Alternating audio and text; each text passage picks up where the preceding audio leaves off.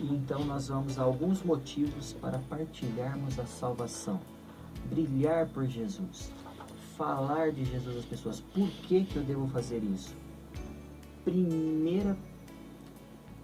primeiro motivo é um motivo muito forte. Se você for no livro de Marcos, no capítulo 16, versículo 15, no capítulo 16, no versículo 15, você vai ter uma surpresa, não uma surpresa, mas um motivo muito forte para você estar então brilhando por Jesus onde quer que você esteja.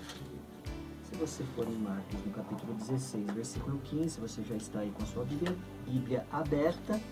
E disse-lhe, quem que disse? O próprio Senhor Jesus. Ide por todo o mundo e pregai o Evangelho a toda criatura. Amado, Jesus não estava pedindo para você pregar só para os bonitos. Jesus não estava pedindo para você pregar somente para os ricos, somente para os abastados, somente para aqueles que são gentis, somente para aqueles que te falam bom dia, somente para aqueles que te estendem a mão. Jesus estava dizendo para você e eu pregarmos, brilharmos no mundo para toda a criatura. É abrangente, é mundial, é algo, né, universal. Todo o planeta deve entender o que Cristo fez pela humanidade e principalmente também o que Ele fez na tua vida. É isso que é importante. Você já parou para pensar que muitos sermões são pregados e às vezes as pessoas não atentam em voltar para Cristo? Mas quando elas veem Cristo em sua vida, quando elas ouvem um testemunho de mudança na tua vida, aquilo é tão forte a ponto de ela dizer, olha, se Deus fez isso por aquela pessoa, por mim, Ele também tem poder para fazer. O testemunho é algo fantástico e muitas vezes o seu testemunho vai ser a única pregação que uma pessoa pode ouvir. Então preste bem atenção, a ordem não é minha, a ordem de Jesus. Se você for também no final do livro de Mateus, você também vai encontrar o imperativo ide, pregai o Evangelho a toda criatura. Deus quer, Deus pede para que eu e você sejamos luzes, sejamos faróis para ajudar, para nortear as pessoas para a salvação. Nós devemos compartilhar. Jesus poderia colocar anjos para fazer este serviço, mas Ele chama eu e você, porque o maior beneficiado em toda essa história é aquele que leva as boas novas e não aquele que recebe.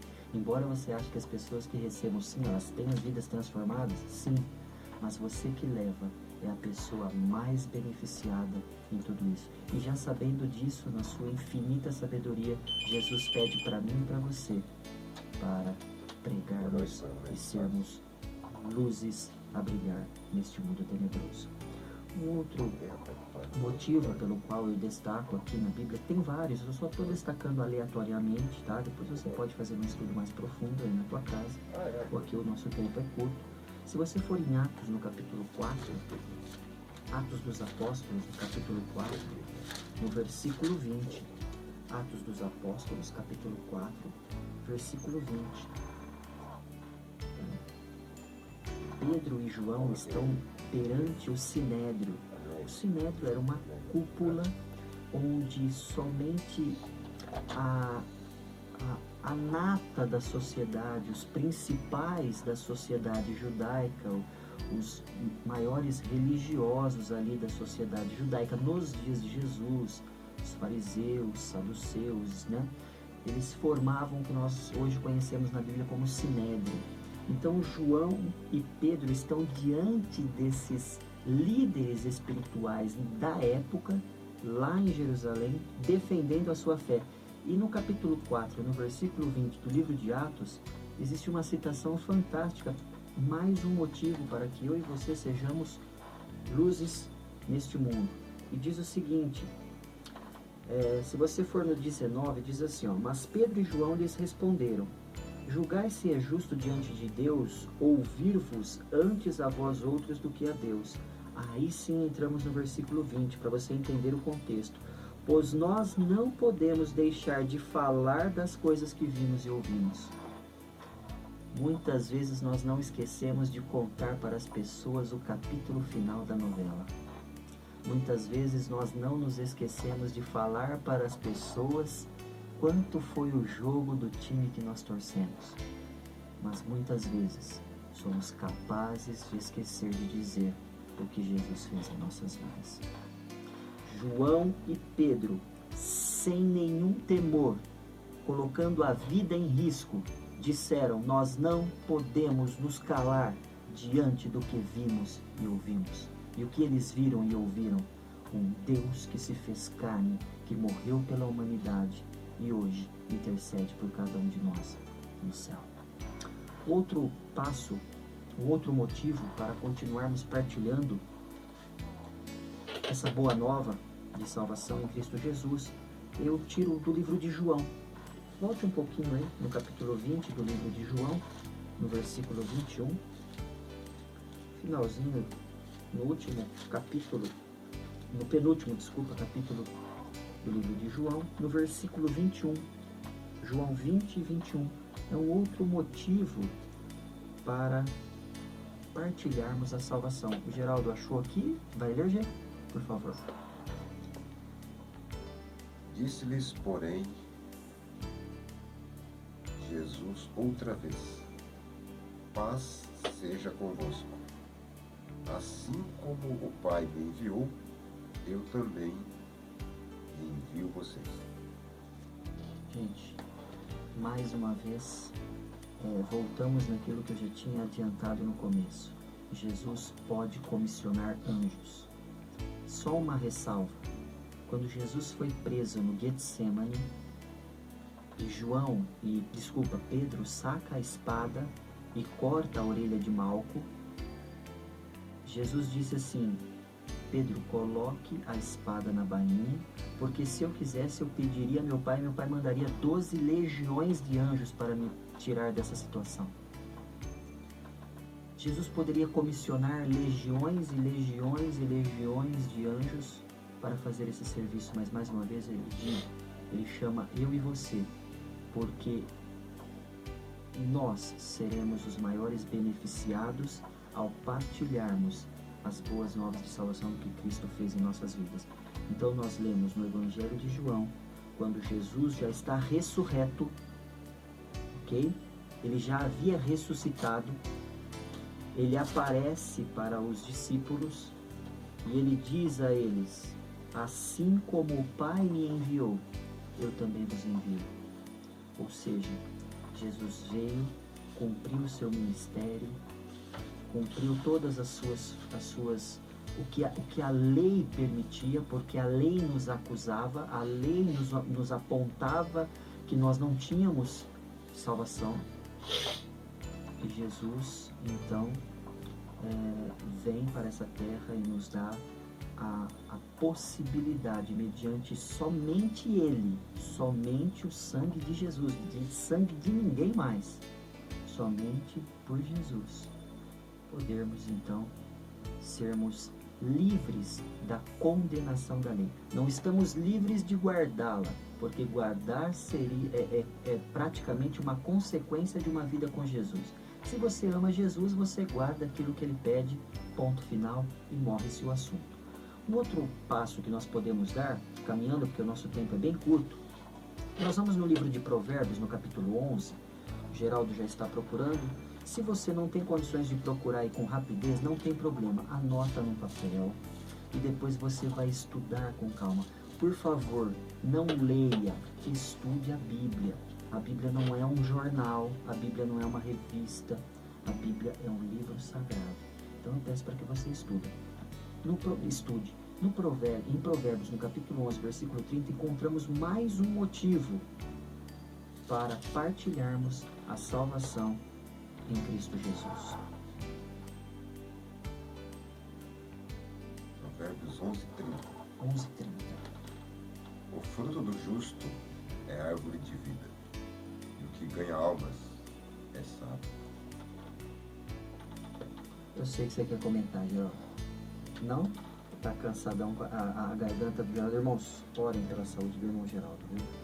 Queridos, Geraldo, eu sei que você tá bem cansado, mas por favor, repete esse versículo. O fruto do justo é árvore de vida, e o que ganha almas é sábio. Querido, almas na Bíblia, isso é um outro estudo. Quer dizer pessoas, ok? Aquele ser humano que busca ganhar pessoas para o reino de Deus é tido na Bíblia como sábio. Você está entendendo o que a Bíblia está dizendo? Os motivos pelos quais nós devemos partilharmos a salvação? Quando eu estou ganhando pessoas, arregimentando pessoas para o exército de Cristo, a Bíblia me coloca como sábio, uma pessoa sábia. Querido, querida, eu e você, nós temos que tomar uma decisão: sermos sábios ou tolos. Os tolos não herdarão o reino dos céus, a Bíblia é bem clara em dizer isso. Agora os sábios sim, com certeza. A Bíblia está dizendo, no livro de Provérbios, no capítulo 11, versículo 30, que aquele que ganha almas para o reino de Deus é sábio. Outro passo caminhando para partilharmos a nossa salvação é Ezequiel. Mais uma vez você percebe, Ezequiel no capítulo 3, versículo 18, você percebe que neste quadro, querido amigo, querida amiga, nós estamos estudando a Bíblia. Eu não pego somente o Novo Testamento, somente o que a gente chama de Antigo Testamento, porque esses foram nomes dados pelos homens à Bíblia. A Bíblia é uma só, de Gênesis a Apocalipse. Então nós vamos no livro de Ezequiel, no capítulo 3, do profeta Ezequiel, no capítulo 3, no versículo 18, e nós teremos então mais um motivo para partilharmos a salvação em Cristo Jesus. Quando eu disser ao perverso, certamente morrerás, e tu não o avisares e nada disseres para o advertir do seu mau caminho, para lhe salvar a vida, esse perverso morrerá na sua iniquidade, mas o seu sangue da tua mão o requererei. Queridos, eu vou simplificar esse versículo. Quando nós deixamos de pregar, quando nós deixamos de testemunhar, quando nós deixamos pessoas perecendo no mundo sem conhecer Jesus e tivemos a oportunidade de ajudar essas pessoas e não o fizemos, o sangue da vida dessas pessoas cairá sobre nós. O que isso quer dizer? Nós estamos intimamente ligados com a salvação das pessoas, porque eu posso ser uma pedra de tropeço, mas eu posso também ser um trampolim para a salvação.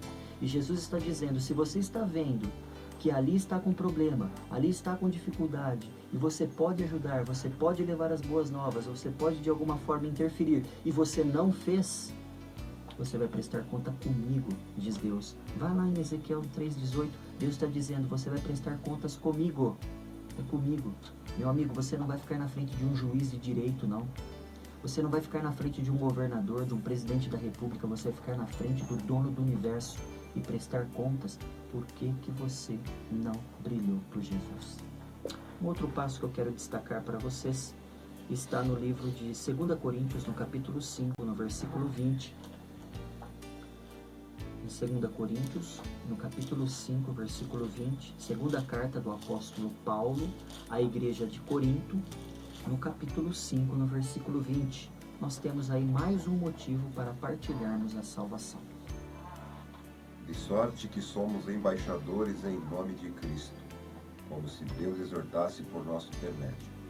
Em nome de Cristo, pois, rogamos que vos reconcilieis com Deus. Queridos, a Bíblia nos chama de embaixadores. Você sabe muito bem o que é isso. Para os países terem uma relação mais harmoniosa, eles estipulam embaixadores nos países onde eles querem ter boas relações públicas. Ou seja, um embaixador do Brasil num país, no Paraguai, por exemplo, ele responde, entre aspas, em algumas circunstâncias, guardando as proporções, pelo próprio país. Ele responde pelo Brasil, de alguma forma, em nome do Brasil, porque ele é um embaixador, ele é aquele que leva a mensagem, é o intermediário entre o Brasil e o país em que ele está. Trazendo isso para o lado espiritual.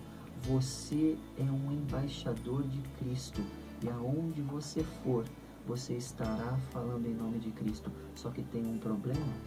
Isso é um privilégio, mas também pode ser uma maldição. Por que pode ser uma maldição? Porque se eu não estiver fazendo isso corretamente, eu posso estar machucando, ferindo as pessoas e tirando elas de um caminho de salvação. E isso pode ser prejudicial. Então, quando somos chamados a sermos embaixadores de Cristo, lembrem-se que as pessoas querem ver Cristo em nós. Que as pessoas querem ver em nós as mudanças que Cristo operou. É isso que as pessoas procuram. As pessoas já estão cansadas de tanta lorota, de tantos programas televisivos, de tantas promessas, de tantas fraudes, de tanto dinheiro ganhado às custas da fé, da exploração da fé das pessoas. E Jesus nos chama para sermos embaixadores, sermos os seus porta-vozes, sermos os seus mensageiros, sermos luzes a brilhar. Isso é um privilégio, querido irmão. Isso é um chamado para algo maior do que eu e você. Nós não estamos sendo chamados para defender a bandeira de um país, mas nós estamos sendo chamados para algo maior. Um reino celestial que hoje nós não vemos, mas acreditamos pela fé que está sendo preparado pelo nosso Deus para cada um de nós. Salmo 116, versículo 12. Mais um motivo que eu gostaria de ler para os irmãos. Procurando aqui, Salmo 116, versículo 12. É um motivo que eu acho fantástico. Eu admiro as pessoas sobre quem esse versículo vai falar. Salmo 116, versículo 12, diz assim: Que darei ao Senhor por todos os benefícios para comigo? Olha que pergunta o salmista faz. O que eu, ser humano, posso dar a Deus, Criador, por todos os benefícios e bênçãos que Ele tem me dado? Querido, querida, salvação é algo que nós devemos partilhar como meio de gratidão pelo que Cristo fez na minha e na sua vida. E o que será que eu posso oferecer para Deus? Que nós podemos oferecer para Deus em virtude das muitas e inúmeras bênçãos que Ele nos concede. Sabe, uma das coisas que mais me chateia é a ingratidão. Pessoas que se esquecem do que Deus tem feito, do que Deus fez na vida delas, viram as costas para Deus e, como se nada tivesse acontecido, vivem normalmente. Aqui o salmista está dizendo: eu quero fazer mais, mas o que mais eu posso oferecer ao meu Deus em gratidão por tudo que Ele está fazendo por mim? O que nós podemos fazer, querido, é testemunhar, é sermos luz. Luz. Pare para pensar numa coisa. Você está num lugar escuro, muito escuro. Você não está enxergando nada. Pare para pensar. A luzinha do seu celular vira algo que pode salvar a tua vida, não é verdade? Ou se você riscar um palitinho de fósforo ali, aquilo ali também pode salvar a tua vida. É isso que Deus está falando. Deus está dizendo para você levar uma luzinha de celular em lugares tenebrosos, porque para quem está no escuro, uma fagulha de fogo, de luz, alguma coisa, ajuda ela a sair da situação em que ela se encontra. e ela com o tempo ela pode enxergar com mais clareza e sair da situação que ela se encontra. Queridos, nosso tempo está se esgotando e eu quero terminar com uma citação que está no livro de 2 Coríntios, no capítulo 5. Voltaremos lá para o livro de 2 Coríntios, é o último versículo que nós vamos estar lendo hoje. Tá? 2 Coríntios, no capítulo 5, versículo 14. Mais um motivo pelo qual somos impulsionados a partilhar as bênçãos, a partilhar a salvação em Cristo Jesus, a brilhar por Jesus neste mundo tenebroso. 2 Coríntios capítulo 5, versículo 14, o apóstolo Paulo nos diz o seguinte: pois o amor de Cristo nos constrange, julgando nós isto, um morreu por todos, logo todos morreram. Querido, atenta-se à primeira parte do versículo. O amor de Cristo nos constrange. Amor. Aqui nós vamos falar do amor. Existem relacionamentos que terminam mais rápido do que a bateria do meu celular. Existem pessoas que dizem que amam e não deu nem tempo de eu trocar a camiseta, já não se amam mais. O amor de Cristo nos constrange, porque é um amor inigualável, imensurável, um amor fidedigno, um amor perfeito. No grego é ágape, é o amor perfeito, é o amor puro, é o amor sem aquele amor que não pede nada em troca. E se esse amor não te impulsionar a fazer tudo isso que nós já estudamos na noite de hoje, meu amigo, nada mais vai fazer. Tem uma frase no livro do pastor Alejandro Bulhon, Conhecer Jesus é Tudo. Como podemos, querido irmão e querida irmã, não amarmos alguém que nos ama tanto? Como podemos não brilhar por alguém pelo qual o amor que ele tem por cada um de nós chega a nos constranger? E sabe quem está dizendo isso? É Paulo. Não foi qualquer pessoa. Se você estudar a vida de Paulo, você vai entender que o que ele está falando tem um poder, um peso muito grande. Ele está dizendo assim: Jesus, o teu amor me constrange. Se Paulo está dizendo isso, imagina eu estar em mim. O amor de Cristo, sem dúvida, deve constranger Paulo, Pedro, João, Tiago, eu, você, qualquer pessoa, porque é um amor inigualável.